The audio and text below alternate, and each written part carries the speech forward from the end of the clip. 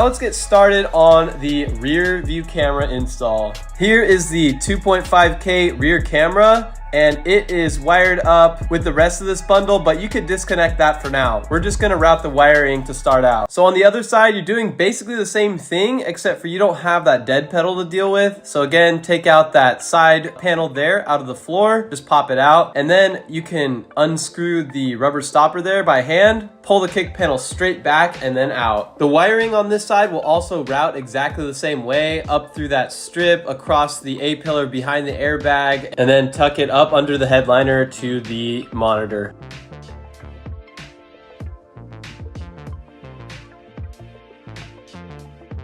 So we have that part of the wiring installed into the monitor cleanly, up through the headliner, down the A-pillar, and along the side of the dashboard, and you wouldn't know a thing unless you looked at the kick panel, which we're going to reinstall once everything is wired up correctly.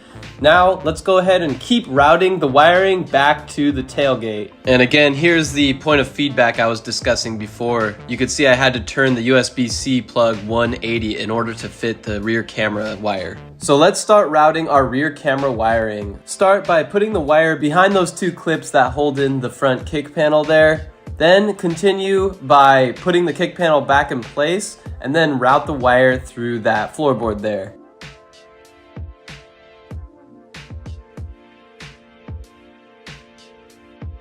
And when you're done, just snap that floor panel back into place. Now we're behind the front seats, and the first step is to go ahead and remove this step pad. And to do that, you just pop off these plastic covers and remove the 10mm bolt. There are 2 of them in here. Once you have that removed, now it's time to pop off that rear floor panel, and then you're going to continue routing the wire under the B-pillar cover and then back through that floor panel behind the front seats. Then just reinstall that rear floor panel by popping it back into place and putting that step pad back into place as well, reinstalling the 10mm bolts front and back, along with those snap-in covers. Route your wiring to the tailgate where it joins to the rest of the body, because you'll see this grommet right here, and we're basically going to route the wire underneath the weather strip here, just like I did for my other reverse camera, and I haven't had any issues with dust or water intrusion with this at all, so it seems like it's a really good way of doing it. And once it's through there, we're gonna start disassembling the inner door. Do this very carefully and pull straight back on these clips so you don't break them. Use the interior tool that WOLFBOX provided as well, and that can be super helpful here. I'm also taking out the toolbox and this screw that's right near the net. So then you're just gonna pop this rear piece out straight towards you, 1 clip at a time, just to make sure you don't break anything.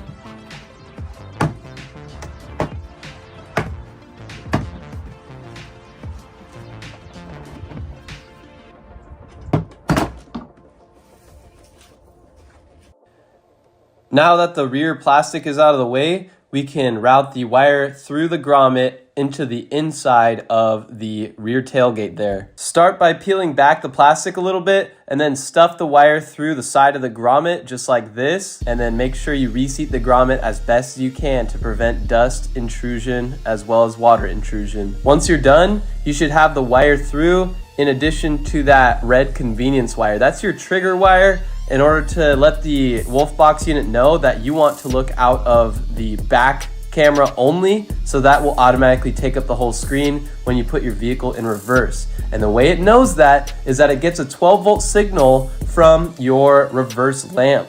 Now you can see I already have attached one at the back here for my other backup camera in my head unit. I'm going to show you how to do that very simply. There is nothing to be afraid of here. Anybody can do this. Start by stripping back a little bit of the wire, maybe an inch or just under, and then just fold that wire back on itself just to make the wire a bit thicker. Then just insert that end into this connector here, and it's basically like putting it into a metal tube that you're going to squish down onto the wire. And that's called crimping. It's not a big deal at all. So go ahead and put it inside of that little metal tube and then crimp down on it. One side of your connector is ready. The other side of the connector looks like this. It basically clamps down onto the wire that you'll receive power from. So I'm going to, just like an alligator clip, I'm going to clamp down onto this reverse light wire so that it contacts the metal contactors inside of this clip. The trigger wire connector that we crimped just a moment ago then just plugs into the back of that, and then we have a full electrical connection without having to solder anything. Now it's time to route the wiring up the side of the window where it will be underneath the trim, and then we're going to mount the rear camera. WOLFBOX includes a little rear camera mounting bracket that's pretty self-explanatory. You might just need a tiny little screwdriver to screw the side screws in, and then you can put on the double-sided tape and stick it right on the rear window.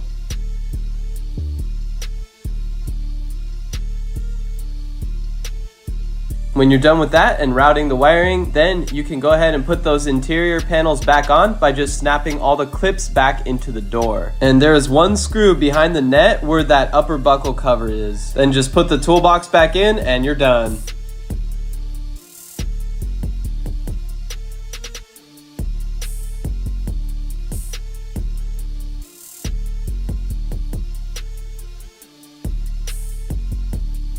Let's test it out and see if everything works.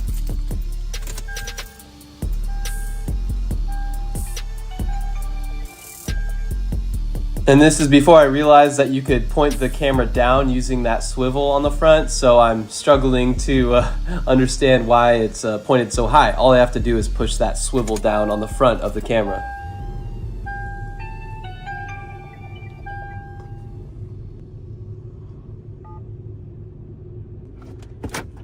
And here you can see when I put it in reverse and those reverse lights come on, it automatically triggers the monitor to switch to the full screen backup camera. And here I'm just experimenting with the unit. There's a whole bunch of adjustments that you can do. Then I'm checking over all the wiring and trying to figure out my ideal settings. I also saw that you have an emergency record setting that you can access right at the lower menu there. So I'm just starting and stopping one real quick, and I think that hard saves to the SD card no matter what. If you go into the display mode settings, you could make it so that you can monitor the front and rear of the vehicle at the same time, which I've been using and loving. I ended up moving the reverse or the rear view to the left side just to make it so I don't have to move my eyes away from the road as much, but that's really the only change I've made since filming this. Overall, I think this is such a great modification and I'm so excited to keep exploring it. If you're somebody who doesn't want to install a full head unit into your vehicle, but you do want the benefits of being able to see around the vehicle like as if you did have a head unit with a backup camera and a front camera and all that good stuff, this is a great option. Not to mention the myriad benefits of being able to record your drive for insurance purposes like I discussed in the beginning of the video. So guys, let me know what you think of the WOLFBOX G900.